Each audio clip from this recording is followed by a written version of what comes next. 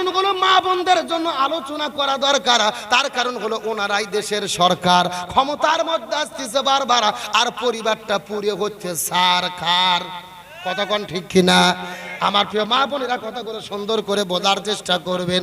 আমার নবীজি ওই মিরাজের রজনীতে সর্বপ্রথম জান্নাতটা পরিভ্রমণ করার জন্য চলে গেলেন। ওই জান্নাতটা পরিভ্রমণ করার পরে আমার নবীজি সেখান থেকে যখন জান্নামের মধ্যে চলে গেলেন, জান্নামে যাওয়ার পরে আমার নবীজি জান্নাম পরিভ্রমণ করলেন। জান্নামটা পরিভ্রমণ করার পরে আমার নবীজি এই পৃথিবীতে আসার পরে নবীজির সঙ্গে যখন ফাতেমার দেখা হয়ে গেল, কিন্তু নবীজির মনটা খারাপ দেখার পরে ফাতেমা ডাকতে বলে, বাবা আপনার মনটা কেন খারাপ? রাসূল বলে, ফাতেমা রে, আমার মনটা খারাপ হওয়ার কারণ হলো ভালোভাবে জেনে নে, আমি জাহান্নামের ভেতরে দেখেছি অধিকাংশ মহিলারা জাহান্নামে যাবে। নাউজুবিল্লাহ কর। অধিকাংশ মহিলা যাবে কোথায়? আমার মা বোনেরা কান খাড়া করে কথাগুলো বোঝার চেষ্টা করবেন। এই কথা বলার পরে ফাতেমার মনটা খারাপ হয়ে গেল। ইয়া রাসূলুল্লাহ, অধিকাংশ মহিলা কেন জাহান্নামের মধ্যে যাবে বলেন তো দেখি?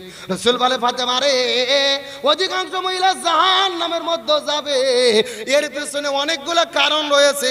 তার ভেতরে প্রধানত কারণ হলো দুইটা। জোরে বলেন কয়টা? আরো জোরে। এই কথা বলার পরে ফাতেমা ডাকতে বলে, বাবা কোন দুইটা কারণে মহিলারা জাহান্নামে যাবে? গভীর মনোযোগ কথাগুলো বোঝার চেষ্টা করবেন। এমন সময় রাসূল বলে, ফাতেমা রে, অধিকাংশ মহিলা জাহান্নামের মধ্যে যাবে দুইটা কারণে। প্রথম নম্বর কারণ হলো যেই মহিলাগুলো মাথার চুলগুলো বের করে আজরা পাঁজরা বের করে বেপরদা অবস্থায় ঘোরাফেরা করে, এই সমস্ত মহিলাগুলো জাহান্নামে যাবে। বেপরদা মহিলাগুলো জাহান্নামে যাবে। তার মানে বোঝা গেল বেপরদা নারী যারা জাহান্নামে যাবে, তারা শূন্যস্থান পূরণ করেন। বেপরদা নারী যারা, বেপরদা নারী যারা। এখন বলেন তো দেখি, বেপরদা নারী আমাদের দেশের মধ্যে আছে না নাই? আমি কি কিছু বলবো?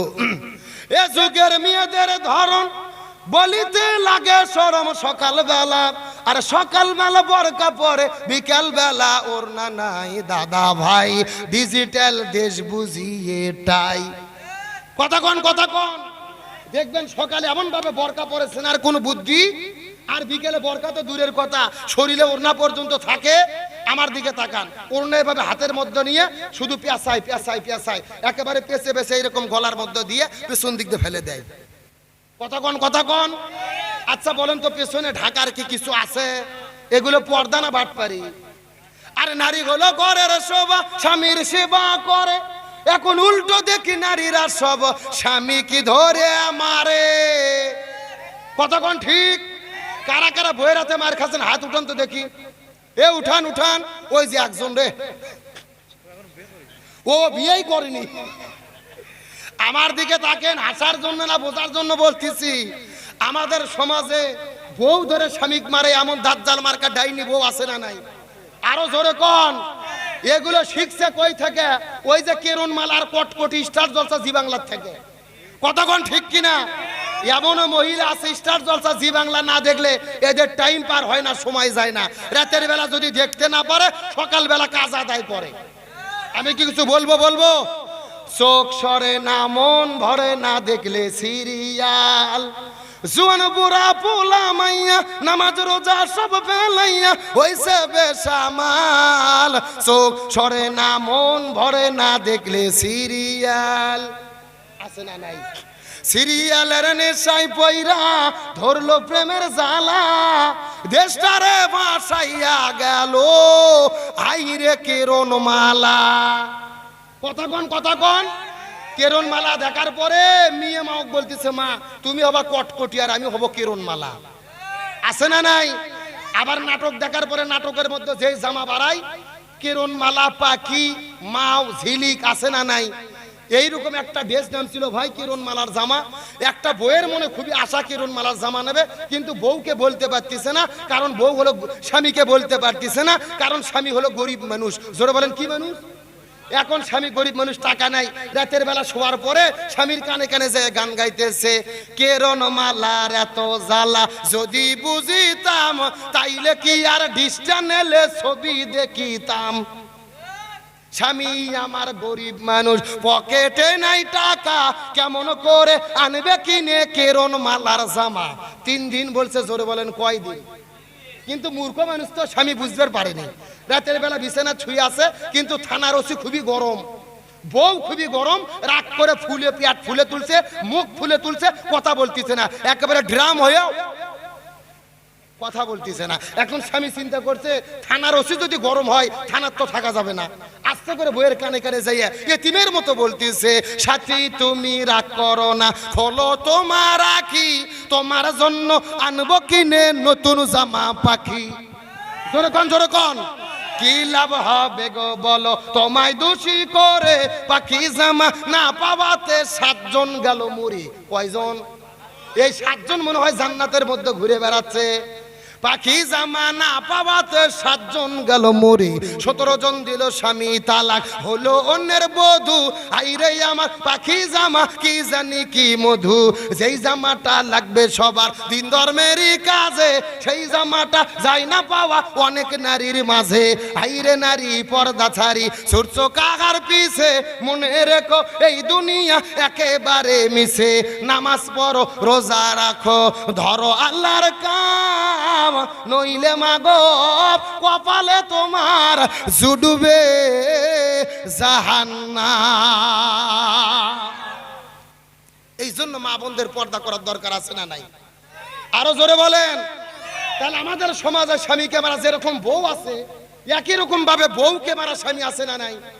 আমার দিকে তাকান, এমনও স্বামী আছে বউ গরুর মতো পিটাই। জোরে বলেন কিসের মতো? লাঠি একটা হাতত নিয়ে ভোগ মারা শুরু করছে, বলছে তুই আব্বা না বলা পর্যন্ত তোর মার বন্ধ হবে না। বউ মার সহ্য করতে না পারে, বলছে আব্বা। পরের দিন ওই শয়তান হুজুরকে ফোন দিয়ে বলতেছে, হুজুর বউ তো আব্বা বলছে, ফতুয়া কি? আমি বললাম ফতুয়া পরে আগে তোর বাটাম ফাটান লাগবে। এ কথা কর না কে? তার কারণ বলেন তো দেখি, ভোগ কি মারা যাবে?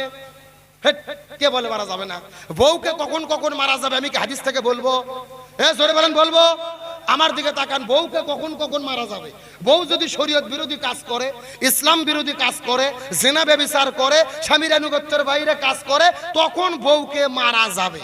এখন মারবেন কোথায় কোথায়? আমার দিকে তাকান, মাথা বাত, মুখ বাত, পেট বাত, পিঠ বাত, কোমর বাত, মাজা বাত, হাঁটুর থেকে শুরু করে নিচ পর্যন্ত। কথা কি বুঝেছেন? আর যেই বেত দিয়ে মারবেন, এই বেতের পরিমাপ হলো 1 বিঘের অর্ধেক। এই ওয়াজ আমি বাংলাদেশের গাইবান্ধা জেলাত করছি। একটা যুবক বলতেছে, হুজুর 1 মুষ্টি ধরবো কি আর মারবো কি? তখন আরেকজন বলতেছে, হুজুর ধরার পরে যদি কোনো মতো মাথা বার হয়ে থাকে, ওটা দিয়ে ঘুরতে দেবো হুজুর। এরকম বাটপার আছে না নাই? ও তাও ভোগ মারবে। এখন বলেন তো, ভোগ মারলে কি বউ ঠিক হবে? না, রাসূল বলেছেন মহিলাদের সৃষ্টি করা হয়েছে বাম পাথরের বাঁকা হাড় দিয়ে। জোরে বলেন কি হাড়? এখন বাঁকা হাড় যদি হাতুড় দিয়ে মেরে সোজা করতে চান, সোজা হবে? ভেঙে মচকে যাবে। এই জন্য বউকে মেরে নয়, বউকে ভালোবাসা দিয়ে সোনা ময়না কলজে টিয়ে পাখি বলে আপন করা লাগবে। জোরে কোন সুবহানাল্লাহ।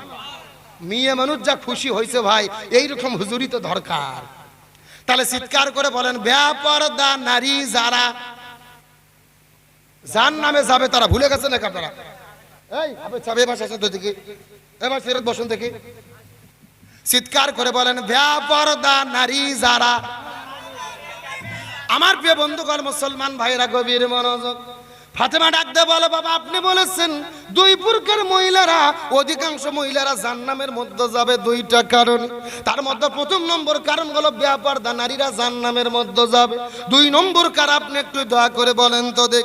রাসূল বলে, ফাতেমা রে, যে সমস্ত মহিলাগুলো স্বামীর খেদমত করে না, স্বামীর আনুগত্য করে না, স্বামীর কথা মতো চলে না, স্বামীর হুকুমগুলো মেনে চলে না, এই সমস্ত মহিলাগুলো জাহান্নামে যাবে। তার মানে বোঝা গেল স্বামীর অবাধ্য স্ত্রী যারা জাহান্নামে যাবে। আমার কথা কি বুঝতেছেন না? চিৎকার করে বলেন, বেপরদা নারী যারা, স্বামীর অবাধ্য স্ত্রী যারা। তাহলে এখন চিৎকার করে বলেন তো, পর্দার দরকার আছে না নাই? আমার প্রিয় বন্ধুগণ, মুসলমান ভাইরা, গভীর মনোযোগ, কথাগুলো বোঝার চেষ্টা করবেন। এই জন্য রাসূল বলেছেন মহিলাদের জন্য 4টা আমল করতে হবে। 1 নম্বর নামাজ, 2 নম্বর রোজা, 3 নম্বর স্বামীর খেদমত, 4 নম্বর পর্দা। এই 4টা আমল করলে আল্লাহ তাদের জন্য 8টা জান্নাতের দরজা খুলে দেবে। আমার নবীজি আসর নামাজ পড়ে যখন বিবি খাদিজার ঘরের মধ্যে গেল, কথাটা সুন্দর করে বোঝার চেষ্টা করবেন। খাদিজা রাদিয়াল্লাহু তাআলা কেমন করে স্বামীর খেদমত করেছে, গভীর মনোযোগ দিয়ে কথাটা সুন্দর করে বোঝার চেষ্টা করবেন। আমার নবীজি আসর নামাজ পড়ে যখন আস্তে করে বিবি খাদিজার ঘরের মধ্যে গেল, বিবি খাদিজার ঘরের মধ্যে যাওয়ার পরে লক্ষ্য করে দেখে বিবি খাদিজা মাটির মধ্যে গড়াগড়ি দিয়ে কান্না করতেছে। আমার নবীজি কান্না করে দেখে বড় আশ্চর্য হয়ে গেলেন। খাদিজা, তুমি কেন মাটির মধ্যে গড়াগড়ি দিয়ে কান্না করতেছো, বলো তো দেখ।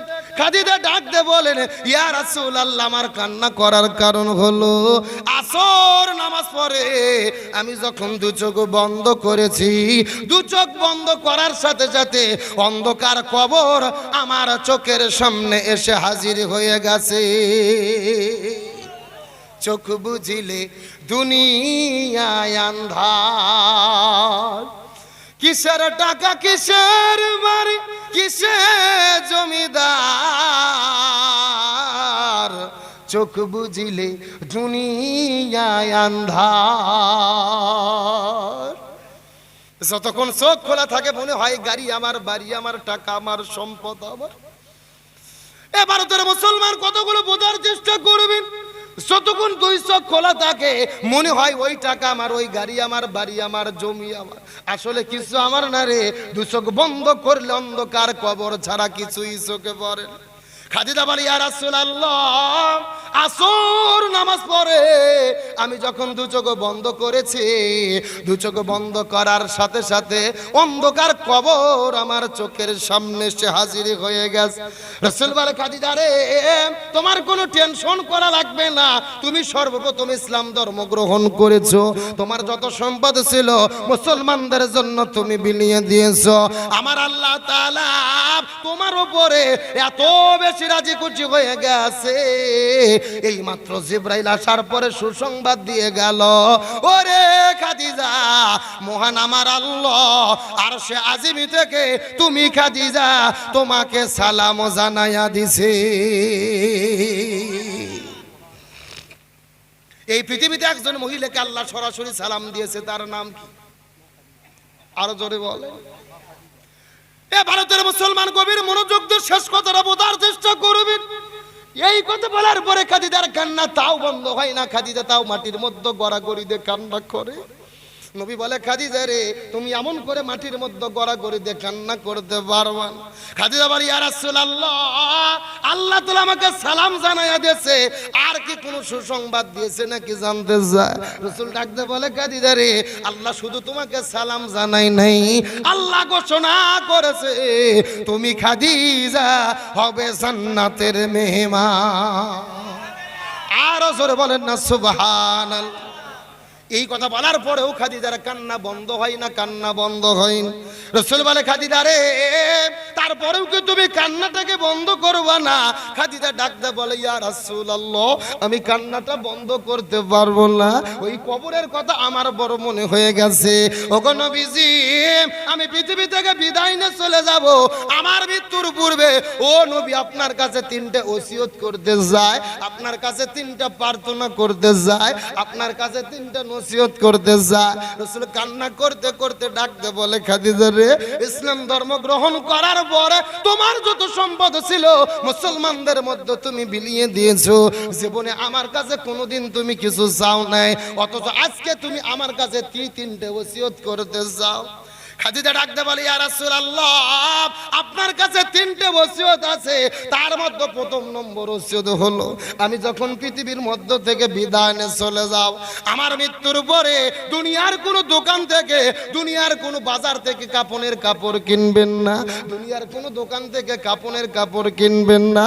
আপনি নবী আপনার জীবনের ভেতরে তিনটা যুব্বকে হেফাজত করে রেখেছেন, তার মধ্যে প্রথম নম্বর জুব্বা হলো যেই জুব্বা পরিহিত অবস্থায় আপনি গাড়ি ঘিরার মধ্যে গিয়েছিলেন, আল্লাহ সর্বপ্রথম ওহী অবতীর্ণ করেছিল, ইকরা বিইসমি রাব্বিকাল্লাযী খলাক। ওই জুব্বাটা সেই দিন খোলার পরে কোনোদিন আপনি আর শরীরের মধ্যে দেন নাই, ওই জুব্বাটা এখন পর্যন্ত আপনি হেফাজত করে রেখেছেন। ওগো নবীজি, ওই জুব্বাটা পরে আমি খাদিজা আমার কাফনের কাপড় পরাইয়া দিবি। প্রথম নম্বর ওসিয়ত, দুনিয়ার কোন দোকান থেকে আমার কাপড়ের কাপড় কিনবেন না। আপনি নবীজি যে জুব্বাটা সংরক্ষণ করে রেখেছে, যে জুব্বা পরে গাড়ি হিরায় গিয়েছিলেন, আল্লাহ প্রথম কোরআন অবতীর্ণ করেছিল, ওই জুব্বাটা দিয়ে আমার কাফনের কাপড় পরাইয়া দেবেন। জোরে বলুন না সুবহানাল্লাহ। আমার নবীজি কান্না করতে করতে চোখ দিয়ে পানি বের হয়ে দাড়ি মোবারক ভিজে গেল। আমার নবীজি কান্না করতে করতে বলে, খাদিজা তুমি আমার কাছে তিনটে ওসিয়ত করতে চাও, প্রথম নম্বর ওসিয়তটা করলে রে খাদিজা, দুই নম্বর কি ওসিয়ত করতে চাও বলো তো দেখি। খাদিজা ডাকতে বলে, ইয়া রাসূলুল্লাহ, আপনার কাছে দুই নম্বর ওসিয়ত হলো আপনি দুনিয়ার কোনো মানুষকে দিয়ে কবরটা খুঁড়ে নেবেন না। আপনি নিজে নিজে আমার কবরটাকে খনন করবেন।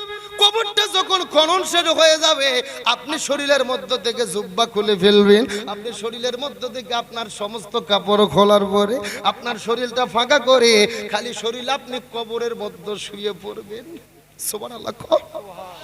ইয়া রাসূলুল্লাহ, আপনার শরীরের ভেতর থেকে সব কাপড়গুলো খোলার পরে খালি গায়ে আপনি একটু কবরের মধ্যে গড়াগড়ি করবে। আপনি নবী কিছুক্ষণ কবরের মধ্যে শুয়ে থাকবেন। ওই কবরকে আমার বড় ভয় হয়। আপনি নবী বলে দিয়েছেন, এই কবরের মধ্যে কোনো মানুষ যাওয়ার পরে আল্লাহ তাআলার পক্ষ থেকে মুনকার নাকির আসবে, তিনটা প্রশ্ন করবে। উত্তর দিতে পারলে কবরটা জান্নাতের বাগান হবে, উত্তর দিতে না পারলে কবরটা জাহান্নাম ঠিকানা হয়ে যাবে। ওই কবরের মধ্যে 99টা বিষাক্ত সাপ ছেড়ে দিবে। ওই সাপগুলো বারবার করে সবল মারবে, কবরের এক পাশের মাটিগুলো আর এক পাশে চলে যাবে। ওগো নবী সহ্য করতে পারবো না, ওই কবর যদি বেয়াদবি করে রক্ষা পাবো না। ওগো নবীজি, আমার মনে হয় আপনি নবী যদি আমার কবরের ভেতরে 10টা মিনিট শুয়ে থাকেন, আপনার শরীরের স্পর্শ যদি লেগে যায়, ওই কবর আর আমার সঙ্গে কখনো বেয়াদবি করবে না।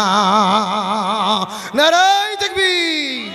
জন্ম আমার নবীর যুগে হলে কেমন হতো, জন্ম আমার নবীর যুগে দুনয়নে রাসূল পাক দেখিলে কেমন হতো,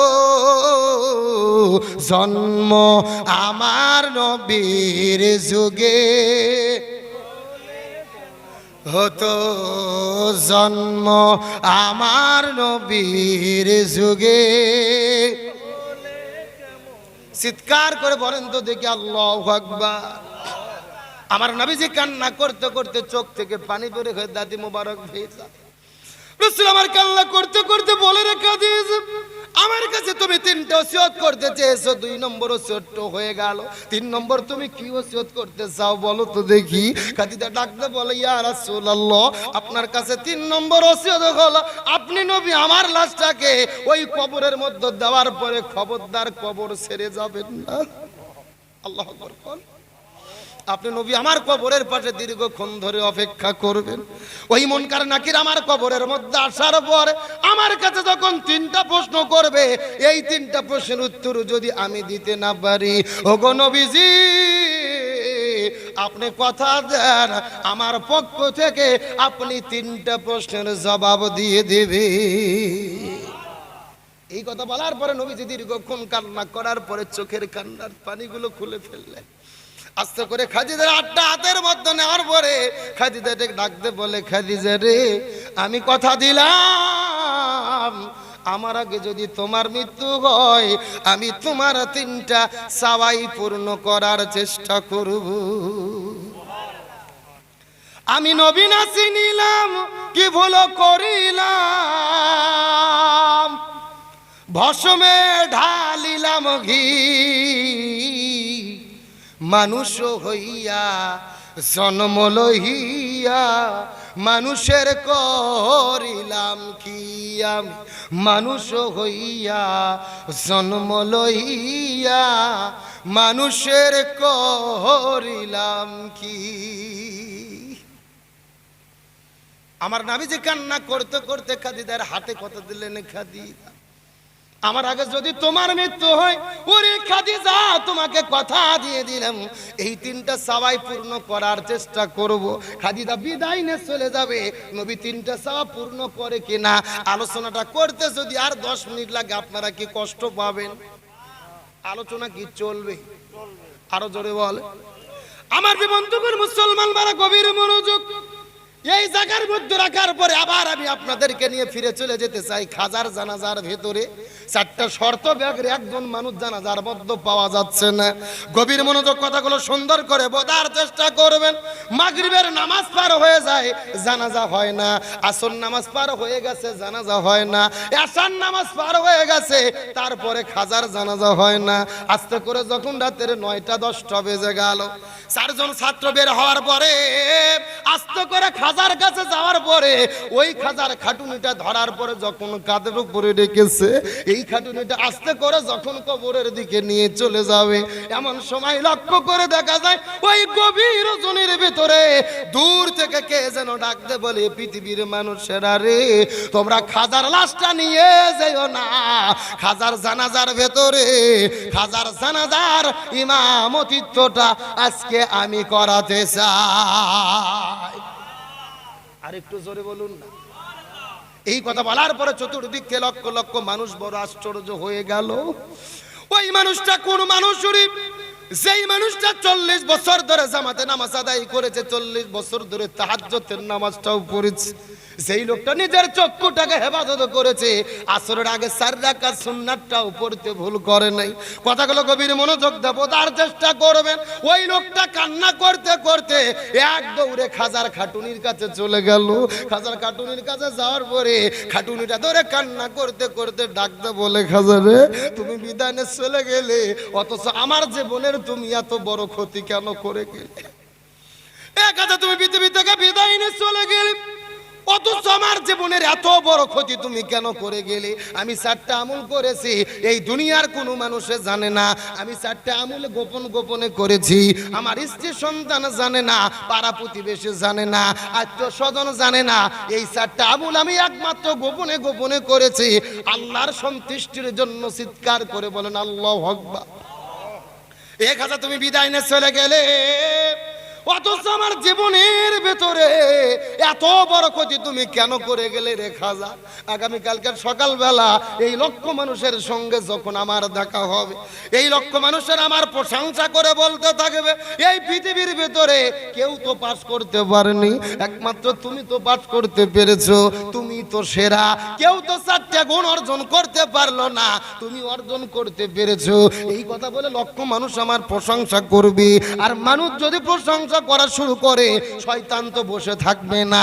শয়তান আমার মনের মধ্যে কুমন্ত্রণা দেবে, শয়তান বুঝানোর চেষ্টা করবে এই পৃথিবীর মধ্যে কেউ সেরা হতে পারেনি, তুমি সেরা হতে পেরেছো। এইরকম ভাবে শয়তান যখন কুমন্ত্রণা দেবে, আমার মনের মধ্যে যদি বিন্দু মাত্র অহংকার তৈরি হয়, আমার নবীজি বলে গেছে এই পৃথিবীর মধ্যে কেউ আমল করার পরে বিন্দু মাত্র যদি অহংকার করে, ওই অহংকার করার কারণে আল্লাহ তাদের আমল নামাগুলো ধ্বংস করে দেয়। খাজা, তুমি বিদায় নিয়ে চলে গেলে, কিন্তু তুমি কেন 4টার কথা বলে, এই 4টা মূলের কথা তুমি কেন প্রকাশ করে গেলে? এই বলে কান্না করতে করতে লোকটা যখন জানাজা পড়ার জন্য জানাজার নামাজের জায়গায় দাঁড়িয়ে গেছে, চতুর্দিকে লক্ষ লক্ষ মানুষেরা চোখের পানি ফেলে কান্না করে দোয়া করে। ডান দিকে সালাম ফেরলেন, বাম দিকে সালাম ফেরলেন। সালাম শেষ হওয়ার মাধ্যমে খাজার জানাজার নামাজটা শেষ হয়ে গেল। কিন্তু নামাজ শেষ হওয়ার পরে অলৌকিক ঘটনা ঘটে গেল। খাজার লাশটা কবরের মধ্যে ঢুকাবে, খাজার লাশের কাছে কেউ যায় না, দৌড়ে দৌড়ে মানুষটির কাছে যায়। ওই মানুষটি কোন মানুষ রে? যেই মানুষটা 4টে গুণ অর্জন করতে পেরেছে। লক্ষ লক্ষ মানুষেরা মানুষটির কাছে চলে যায়। ওই মানুষ কোন মানুষটা? যার পরিচয় ওই লক্ষ মানুষ জানতে চায়। আপনারা জানতে চান কি চান না? চান কি চান না? আমার প্রিয় বন্ধুগণ, মুসলমান ভাইরা গভীর মনোযোগ বোঝার চেষ্টা করবেন। ওই লক্ষ লক্ষ মানুষেরা ওই দৌড়াইতে দৌড়াইতে আস্তে করে যখন ওই মানুষটির কাছে চলে গেছে, ওই মানুষটির কাছে যাওয়ার পর আশ্চর্যজনক ঘটনা ঘটে গেল। ওই মানুষের কাছে যাওয়ার পরে লক্ষ্য করে দেখে যেই মানুষটা জানাজার নামাজের মধ্যে ইমামতিত্ব করেছে, ওই লোকটা দুনিয়ার বড় কোনো মুফতি নয়, ওই লোকটা দুনিয়ার বড় কোনো মুহাদ্দিস নয়, ওই লোকটা দুনিয়ার বড় কোনো হুজুর নয়, ওই লোকটা দুনিয়ার বড় কোনো ফকি নয়। ওই লোকটার পরিচয় হলো যিনি দিল্লির সালতানাতের রাষ্ট্রপতি খাজা শামসুদ্দিন আলতামাশ রহমতুল্লাহ আলাইহি। চিৎকার করে বলুন না সুবহানাল্লাহ। এ ভারতের মুসলমান শেষ কথাগুলো কানের মধ্যে ঢুকানোর চেষ্টা করে। যেই মানুষটা দিল্লির রাষ্ট্রপতি ছিল, ওই দিল্লিটা কিন্তু সাধারণ কোনো দিল্লি ছিল না। সেই সময় ভারত, পাকিস্তান, মায়ানমার, নেপাল, ভুটান, শ্রীলঙ্কা, বাংলাদেশ সবকিছু মিলেছিল ভারতীয় উপমহাদেশ। আর ভারত উপমহাদেশের ভেতরে সেই রাজধানীর নাম ছিল দিল্লি। ওই দিল্লির রাষ্ট্রপতি ছিল খাজা শামসুদ্দিন আলতামাশ রহমতুল্লাহ আলাইহি। এই লোকটা 40 বছর ধরে জামাতে নামাজ আদায় করেছে। এই লোকটা 4টে গুণ অর্জন করার পরে নামাজ পড়ার জন্য নামাজের কাতারে দাঁড়িয়ে গেছে। এ ভারতের মুসলমানেরা, এই আলোচনাটা আপনাদের মধ্যে কেন করলাম? এমনিতেই করি নাই। এই আলোচনার মাধ্যমে একটা শিক্ষা আপনাদেরকে দিতে চাই। একটা দিল্লির রাষ্ট্রপতি হওয়ার পরে যদি 40 বছর জামাতে নামাজ পড়তে পারে, আমরা কেন পারবো না? ও যদি 40 বছর তাহাজ্জুদ পড়তে পারে, আমরা কেন পারবো না? ও যদি নিজের চোখকে হেফাজত করতে পারে, আমরা কেন পারবো না? ও যদি আসরের আগে 40 বছর সুন্নাত পড়তে পারে, আমরা কেন পারবো না? এত ব্যস্ততার ভেতরে ওই দিল্লির রাষ্ট্রপতি এই আমলগুলো করেছে। এ ভারতের মুসলমান, আর 2 মিনিট আপনাদের জরুরি কথা বলবো, কান খাড়া করে কানের মধ্যে ভালো করে ঢোকানোর চেষ্টা করবেন। এই যে আমার ডান পাশে বসে আছেন আবু মাসুম ভাই, বাম পাশে বসে আছে হাফেজ রাকিবুল ইসলাম ভাই। অত্যন্ত কষ্ট করে, মেহনত করে, লক্ষ লক্ষ টাকা খরচ করে মাহফিলের আয়োজন করেছে। এই মাহফিল করে কি লাভ হবে? বাংলাদেশ থেকে হুজুর ভাড়া করে এনে লক্ষ টাকা হাদিয়া দিয়ে আলোচনা শুনে কি হবে? যদি আমাদের জীবনের পরিবর্তন না হয়, যদি আমাদের আমলের পরিবর্তন না হয়, যদি আমাদের ইমানের পরিবর্তন না হয়। গভীর মনোযোগ কথাগুলো সুন্দর করে বোঝার চেষ্টা করবেন। একদিন কিন্তু আমাদেরকে বিদায় নিয়ে চলে যেতে হবে। কারুবা বাবা পৃথিবী থেকে বিদায় নিয়ে চলে গেছে, কারুবা দাদা পৃথিবী থেকে বিদায় নিয়ে চলে গেছে, কারুবা সন্তান পৃথিবী থেকে বিদায় নিয়ে চলে গেছে। আল্লাহ আমাদেরকে জীবনকে সৃষ্টি করেছেন পরীক্ষার জন্য। আল্লাহ কোরআনের মধ্যে বলে, আল্লাযী খালাকাল মাউতা ওয়াল হায়াতা লিয়াবলুয়াকুম আইয়ুকুম আহসানু আমালা। আমি তোমাদের জীবনকে সৃষ্টি করে দিয়েছি পরীক্ষা করার জন্য। কারা কারা ভালো ভালো পরীক্ষা করতে পারো? ওই অন্ধকার কবরে যাওয়ার আগে আমাদেরকে আমল করতে হবে, আমলের পরীক্ষায় পাস করতে হবে। তার কারণ হলো একটা দৃষ্টান্ত দিয়ে আপনাদের মধ্য থেকে বিদায় নিয়ে চলে যাব। আমার নবীজির মেয়ে ফাতেমা যেদিন পৃথিবী থেকে বিদায় নিয়ে চলে যাবেন, আমার নবীজির মা মিয়া ফাতেমা যেদিন পৃথিবী থেকে বিদায় নিয়ে চলে যাবে, নবীর মিয়া ফাতেমা যেদিন বিদায় নিয়ে চলে যাবে, আস্তে করে ঘরের মধ্যে নিজে নিজেই তিনি শেষ গোসল করেছেন। ঘরটাকে সুন্দর করে সাজুগুজু করে দেওয়ার পরে নবীজির মৃত্যুর 1 নয় 2 নয় 6 মাস পরে নিজে সুন্দর করে ঘরটাকে সাজুগুজু করেছে। নিজে সুন্দর করে সাজুগুজু করে কাপড় পরাইয়া হাসান হোসেনকে কাপড় পরে দিয়ে নিজে সুন্দরী সেজে ফাতেমা ঘরের মধ্যে বসে আছে। হযরত আলী রাদিয়াল্লাহু তাআলা আসার পরে ফাতেমাকে দেখার পরে হাসা শুরু করলেন। হযরত আলী রাদিয়াল্লাহু তাআলা মুস্কি মুস্কি হাসা শুরু করলেন। ফাতেমা ডাক দিয়ে বলে, আলী রে, এমন করে তুমি মুস্কি মুস্কি হাসবা না।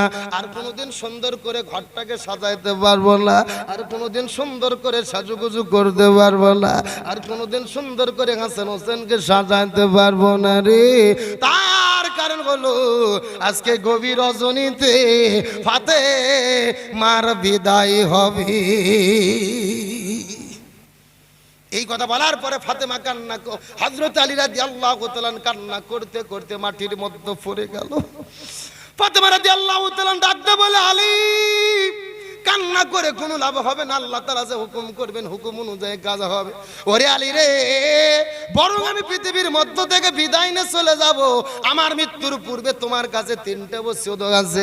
আলী, তোমার কাছে প্রথম নম্বর ওসিয়ত হলো, আমি যখন গভীর রজনীতে বিদায় নিয়ে চলে যাব, আমার মৃত্যুর পরে আমার মৃত্যুর খবর দুনিয়ার কোনো মানুষের কাছে দেবে না।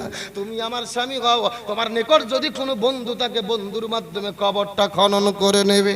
আর 3 নম্বর চাওয়া হলো, এই গভীর রজনীতে আমার লাশটাকে তুমি কবরের মধ্যে দাফন করে দে। এই কথা বলার পরে হযরত আলী রাদিয়াল্লাহু তাআলা ঘর থেকে বের হওয়ার পরে আস্তে করে আবু যরের ঘরের দরজায় যাওয়ার পরে বিষাক্ত সাপ সবল তুললে যেই রকম ফোঁস ফোঁস ফোঁস ফোঁস শব্দ হয়, আলী রাদিয়াল্লাহু তাআলা ওই হযরত আবু যরের ঘরের দরজায় গিয়ে ফোঁপায় ফোঁপায় কান্না শুরু করলেন। হযরত আবু যর ডাকতে বলে, আলী, তোমাকে কত জিহাদের ময়দানে দেখেছি, কোনোদিন তো তুমি এমন করে ফোঁপায় ফোঁপায় কান্না করো নাই, আজকে তুমি কেন ফোঁপায় ফোঁপায় কান্না করো জানতে চাই। আলী ডাক দিল, আবু যর রে, আমার কান্না করার কারণ হলো আজকে গভীর রজনীতে হাসান হোসাইন তার মাকে হারাবি। এই কথা বলার পর আবু যর বলে, সহ্য করা যায় না, মেনে নেওয়া যায় না।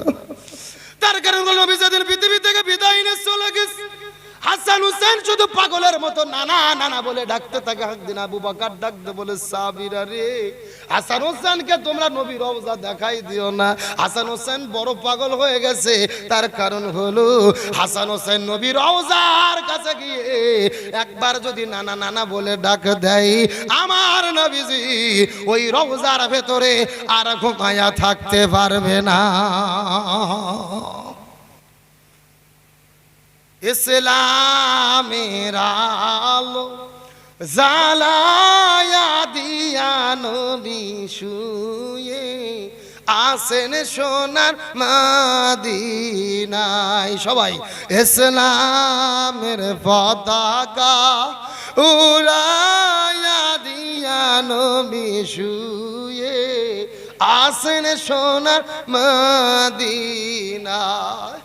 হযরত আলী রাদিয়াল্লাহু তাআলা কান্না করতে করতে ডাকতে বলে, আবু যর রে, সহ্য করা যায় না, মেনে নেওয়া যায় না বলে কোনো লাভ নেই। ফাতেমা তো পৃথিবী থেকে বিদায় নিয়ে চলে যাবে, তোমার কাছে একটা খবর দেওয়ার জন্য এসেছি রে আলী।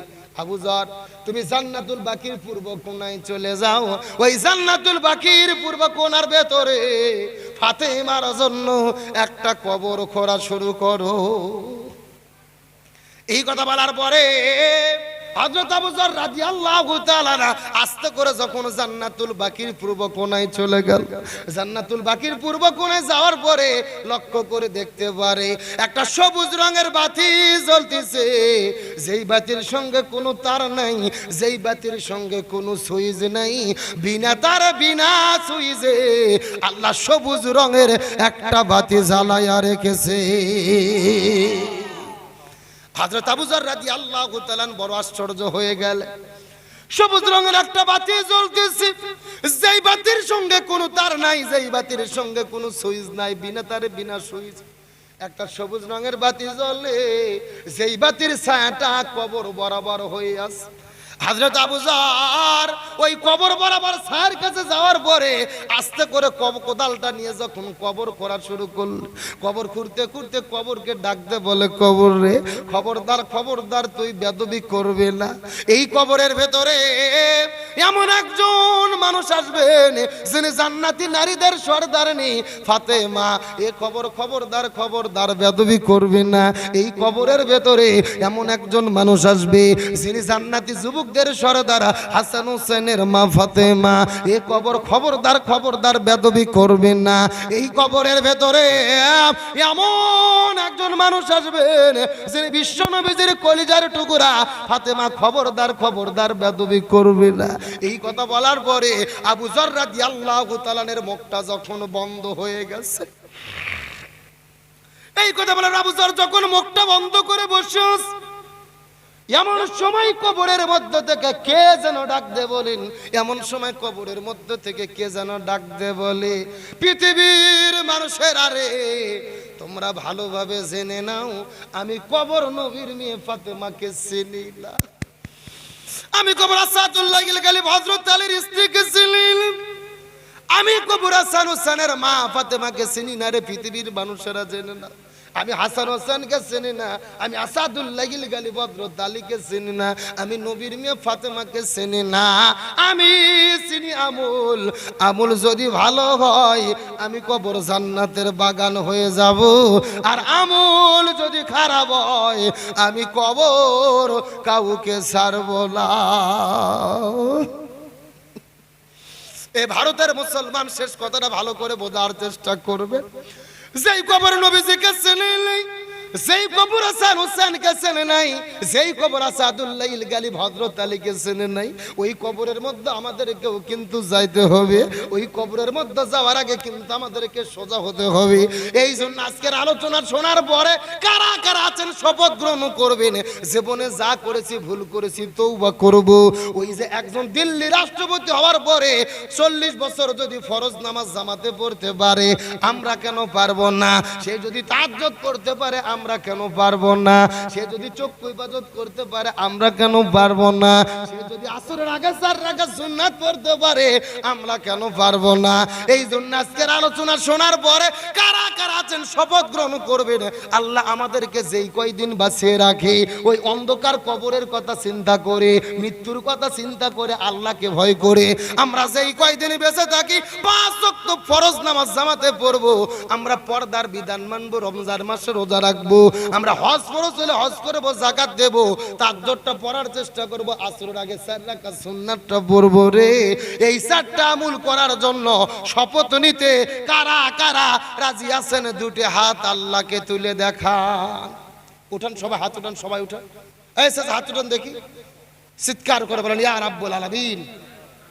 আমরা জীবনে যত গুনাহ করেছি আমাদের গুনাহকে আপনি মাফ করে দেন। সারা জীবন 5 ওয়াক্ত ফরজ নামাজ, ফরজ রোজা, রাসূলের সুন্নাহ, কোরআনের বিধান মেনে চলার তৌফিক দেন। সকলে বলেন আমিন। আপনাদের কি কষ্ট হচ্ছে?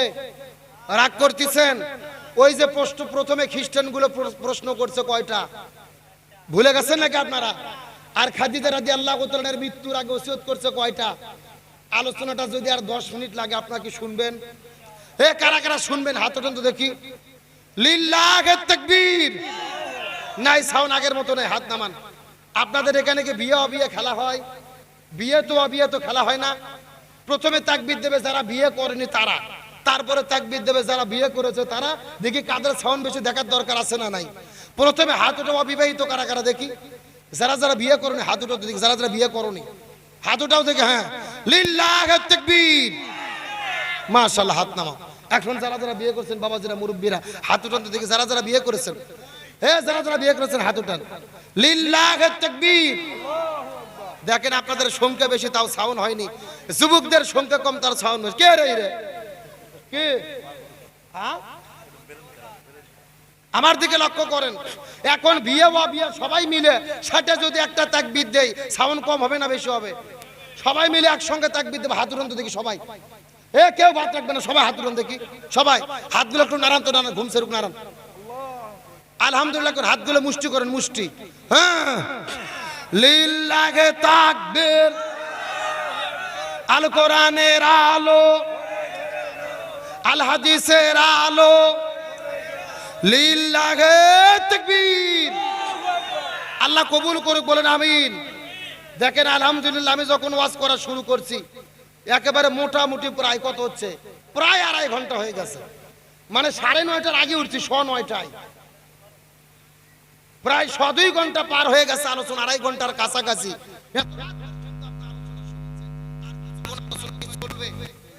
হ্যাঁ, জোরে বলেন চলবে? তাহলে কোনো ওটাউটি করা যাবে?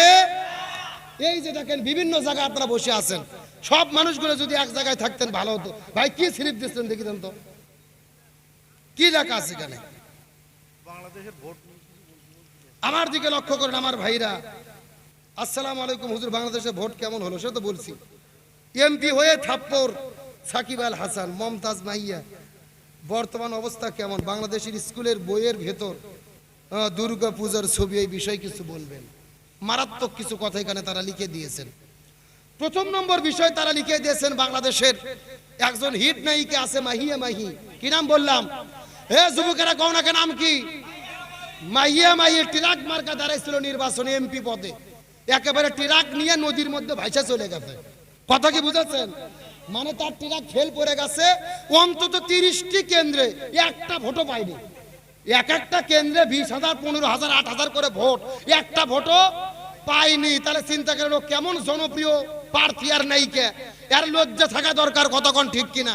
কিন্তু বাংলাদেশে একটা কথা আছে, কুকুরের ল্যাস মরার আগে সোজা হয় না। ও যে এমপি হতে পারেনি, তাও আর এখন পর্যন্ত তেজ কমেনি। ও বলতিছে আমরা মিছিল মিটিল সমাবেশ করেই যাব, একেবারে মেকআপ করে নাচানাচি শুরু করছে। একটা কথা মনে রাখবেন, বিন্দু মাত্র লজ্জা যদি থাকতো এমন কাজ করতো? এ জোরে বলেন, করতো? কয়েকদিন কি এক অবস্থা, নায়িকা মুখে মেকআপ টেকআপ করে পুরো মাঠে ঘুরে বেড়ালো। এখন নিজেও পড়ে গেছে, ট্রাক নেও পড়ে গেছে, ট্রাকে যারা যারা উঠেছে তারাও ডুবে গেছে। ট্রাকের মধ্যে টাকলা মুরদ ছিল, সেও ডুবে গেছে। কথা কি বুঝেছেন? মানে টাকলা মুরদও হারিয়ে গেছে, মাহিয়া মাহিউ হারিয়ে গেছে। আপনাদের উদ্দেশ্যে আর একটা কথা বলতে চাই, আমার দিকে তাকান। এখানে বলেছে সাকিব আল হাসান, গোটা পৃথিবীর মধ্যে একজন cricketer, allrounder cricketer Shakib Al Hasan, সেও ভোটে দাঁড়াইছিল, সে নৌকা মার্কা জিতেছে। কিন্তু কি করেছে দেখেন, যেই দিন ভোট হয়েছে, ভোট শেষ হওয়ার পরই একটা ভক্ত তার কাছে গেছে, এমন একজন সোয়ার মারছে, এক থাপ্পড়ে তার গালে 5 আঙ্গুল উঠে দিয়েছে। জোরে কর নাউজুবিল্লাহ। যেই লোকটা এই 15 দিন ধরে ভোট চাইলো, মাথার মধ্যে টুপি, পরনের মধ্যে একেবারে আপনার পাঞ্জাবি, রুমাল টুমাল লাগে, মনে হচ্ছে আল্লাহর ওলি জিব্রাইলের খেলাতো ভাই। এই মাত্র জান্নাত থেকে পালিয়ে আসলো ভাই, একেবারে রুমাল কাঁধের উপরে দিয়ে বাড়ি ঘুরে ঘুরে ভোট চাইলো। এতদিন ভোট শেষ না হতে ভক্তদেরকে থাপ্পড় মারা শুরু করছে। এখান থেকে কি বোঝা যায় মাল ভালো না খারাপ? কথা বল না কে? মানে এই 15 দিন অভিনয় করছে। জোরে বলেন, কি করছে?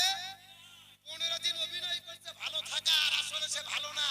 জাগার মাল জাগার ফেরত গেছে। এখান থেকে বোঝা যায় যার অহংকার বেশি, যার মধ্যে অহংকার আছে, এ কখনো ভালো হতে পারে?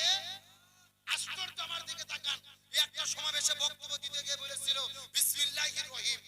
কি বলছে? বিসমিল্লাহির রহমানির রহিম বলতে পারে না। কি বক্তব্য দিয়েছে?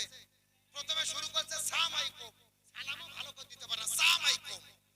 দেখবেন ভোটের আগে এমন কিছু নেতা আছে, কলার গাছ দেখলেও সালাম দেয়, আর ভোটের পরে খুঁজে পাওয়া। এই বক্তব্য দিতে সালামালাইকুম বিসমিল্লাহির রহিম। আমরা বলতে চাই তুমি অলরাউন্ডার, ক্রিকেট খেলো, ব্যাট পারো, বল মারতে পারো, ফিল্ডিং পারো, কিপার পারো, কিন্তু বিসমিল্লাহ বলতে পারো না, কোরআন তেলাওয়াত জানো না। তোমার চাইতে ব্যর্থ কেউ হতে পারে না। কথা কোন ঠিক কি না? একজন ব্যক্তি সব জানে কিন্তু কোরআন জানে না, এর চাইতে ব্যর্থ কেউ হতে। তার মানে বোঝা গেল সাকিব আল হাসান এমপি হয়ে থাপ্পড় মারা শুরু করছে। পাওয়ার যদি পায়, ক্ষমতা যদি পায়, লোকজন ত্যাগ ছাড়া করবে, ওর মনের মধ্যে কোনো বিন্দু মাত্র কোনো ভালোবাসা তৈরি হবে না। কথা বল না কে? আমি তো আশ্চর্য হয়েছি যে সাকিব আল হাসানের কাছে যুবকেরা সেলফি তুলতে গেলে সেলফি তুলতে দেয় না, ছবি উঠাতে দেয় না। কত সেই 15 দিন মন হয়েছি যাই যা বলছে তাই করছে, দিনেও ঘরে রাতেও ঘরে। ভোটের আগে মানুষ যেই রকম ব্যবহার করে ভাই, এই রকম ব্যবহার যদি ভোটের পরে 5 বছর করতো, সবাই আল্লাহর ওলি হয়ে যেত। কতক্ষণ ঠিক কিনা? কিন্তু ভোটের আগে যেই ব্যবহার করে, ক্ষমতা পাওয়ার পরে এই রকম ব্যবহার করে। একটা তথ্য আপনাদেরকে দেই, বাংলাদেশের একজন ইসলাম বিদ্বেষী ছিল হাসানুল হক ইনু, নাস্তিক। এই লোকটা ইসলামের বিরুদ্ধে কথা বলতো, মুসলমানদের বিরুদ্ধে কথা বলতো। সেও নৌকা মার্কায় এমপিতে দাঁড়াইছে, কিন্তু নৌকা নিয়ে ডুবে চলে গেছে। কথা কি বুঝেছেন? নৌকাকে ডুবাইয়া ছাড়ছে। শোনেন, একটা মেম্বার হওয়ার যার যোগ্যতা নাই, নৌকার মধ্যে উঠে গত 2-3 ট্রামে এমপি হয়ে, মন্ত্রী হয়ে ইসলামের বিরুদ্ধে কথা বলেছে, কোরআনের বিরুদ্ধে কথা বলেছে, ইসলামকে কাটতে চাইছে। এখান থেকে বোঝা গেছে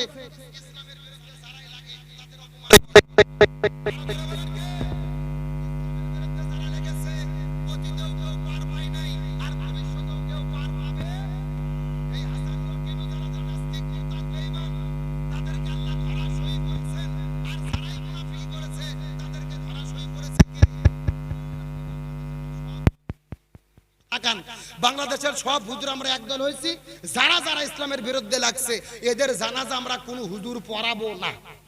কথা কি বুঝেছেন? কোন হুজুরের দ্বারা নাস্তিকের জানাজা হবে আমরা হুজুররা যদি একদল হই ওরা কিছু করতে পারবে পারবে না। তার গত 5 বছর আগে বাংলাদেশের একজন সব্যসাচী কবি ছিল শামসুর রহমান। এই শয়তান মরার আগে বলছিল ফজরের যখন আজান দেয় মনে হয় ব্যবসা তার খরিদ্দারকে ডাকতেছে। নাউজুবিল্লাহ কোন। এই কথা বলার পর আমরা সবাই একদল হয়েছি যে ওর জানাজাতে আমরা কেউ যাব না। পুলিশ যায় তাকে বড় মসজিদের ইমাম আগেই বলে চলে গেছে, কিন্তু মুয়াজ্জিন আছে, মুয়াজ্জিনকে জোর করে ধরে নিচ্ছে নামাজ পড়ানোর জন্য। মুয়াজ্জিন নামাজও পড়াইছে। নামাজ পড়ার পর আমরা জিজ্ঞেস করলাম, এই মুয়াজ্জিন তুমি নামাজ পড়াইলা কেন? মুয়াজ্জিন বলতিছে টেনশন করো না, পেশাব পায়খানা করে ওযু করিনি, দোয়াও পড়িনি, বিনে ওযুতে বিনে দোয়াতে মার দিছি। তার কারণ হলো ওস্তাদের মার শেষ রাতে। জোরে করো ওস্তাদের মার। তোমরা সারা জীবন হুজুরদের ঘাড় মটকায় দিবা, জেলের মধ্যে বন্দি করে থোবা, ফাঁসির দড়িতে ঝুলাবা, জেলখানা ঢুকাইয়া ইনজেকশন দিয়ে মারবা, আর তোমরা মরার পরে আমরা জান্নাত ঢুকে দেব। ওই ধান্দা বাদ দাও।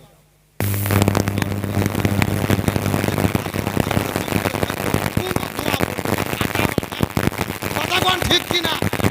ওরা মার দেবে প্রকাশে, আমরা মার দেব গোপনে। কথা কোন ঠিক কিনা? ইসলাম বিদ্বেষীদের কোন জায়গা বাংলার মাটিতে হবে। আলোচনা চলছে চলছে। কারা কারা চলবে হাত উঠান তো দেখে। লিল্লাহে তাকবীর। আজকের মাহফিল চলছে চলবে। ভারতের মাহফিল, পাইকারডাঙ্গার মাহফিল কতক্ষণ চলবে? সারা রাত। কেরাটাকে হুজুর মারা আওয়াজ নাকি? আমার ভাইরা আলোচনা যেহেতু শুরু করেছি, আর মিনিট 10 টাইম কি দেওয়া যাবে? জোরে বলেন দেওয়া যাবে? তবে আমাকে কথা দিতে হবে, কোনো ওটাউটি করা যাবে। যে যেখানে উঠবে তার হাত ধরে বসে দেবেন। রাজি আছেন তো ইনশাআল্লাহ? তাহলে চিৎকার করে বলেন খাদিজা রাদিয়াল্লাহু তাআলা মৃত্যুর আগে কয়টা ওসিয়ত করেছে?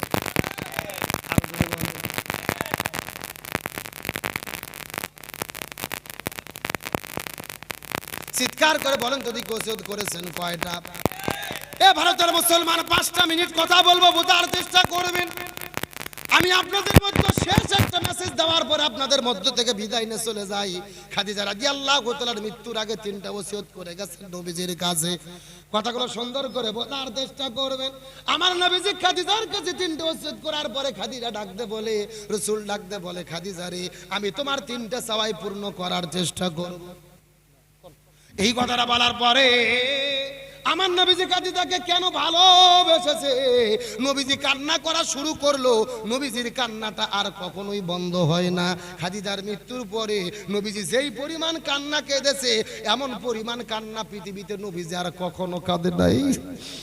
তার কারণ হলো নবীর জন্মের পূর্বেই নবীর বাবা বিদায় নিয়ে চলে গেছে। নবীর মৃত্যুর পরে নবীজির মা বিদায় নিয়ে চলে গেছেন। নবী চলে গেছেন চাচার কাছে, চাচা বিদায় নিয়ে চলে গেছেন, দাদাও বিদায় নিয়ে চলে গেছে। তারপরে নবী খাদিজার কাছে যাওয়ার পরে কিন্তু নবীজি আশ্রয় পাইছে। তার কারণ হলো আমার নবীজি পৃথিবীতে আগমন করেছেন এতিম হিসেবে। শিশুকালে মইরা গেছে মা,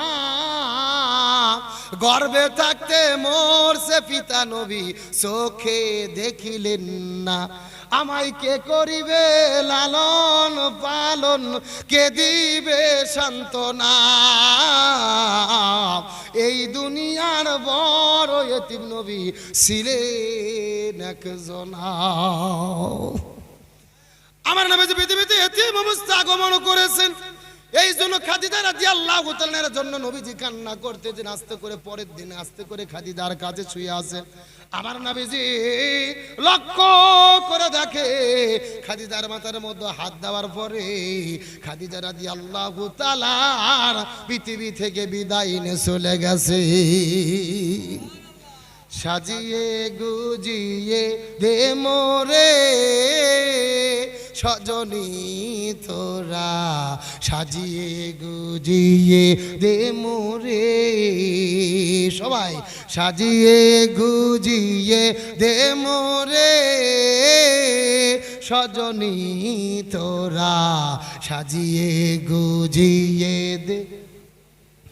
বড়ই পাতার গরম জলে শোয়াই আমার শাড়ির তলে, বড়ই পাতার গরম জলে